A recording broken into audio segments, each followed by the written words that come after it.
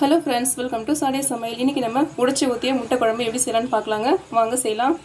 பாத்திரம் ஹீட் பண்ணியாச்சு. எண்ணெய் விட்டுக்கலாம். டீஸ்பூன் சீரகம் சேர்த்துக்கலாங்க. 4 வெங்காயம் பொடியை கட் பண்ணியிருக்கேன், அதை சேர்த்துக்கலாம். நல்லா கலந்து விட்டுக்கோங்க பொன்னிறம் ஆகுற வரைக்கும். பச்சை மிளகாய் லேசாக கீறிட்டு சேர்த்துக்கலாம். கருவேப்பிலை ஒரு கொத்து சேர்த்துக்கலாம். வெங்காயம் நல்லா வதங்கிடுச்சுங்க. 1.5 ஸ்பூன் அளவுக்கு இஞ்சி பூண்டு விழுது சேர்த்து நல்லா வதக்கிக்கலாம். 4 தக்காளி எடுத்து அரைச்சி வச்சுருக்கேங்க, அதையும் சேர்த்துக்கலாம்.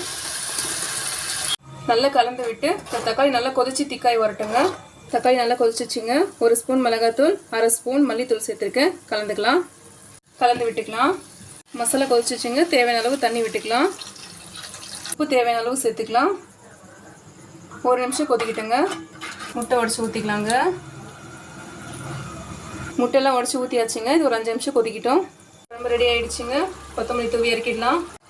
நீங்களும் இது போல் செஞ்சு பாருங்கள். மறக்காமல் சாடே சமையலுக்கு சப்ஸ்கிரைப் பண்ணிக்கோங்க. தேங்க்யூ.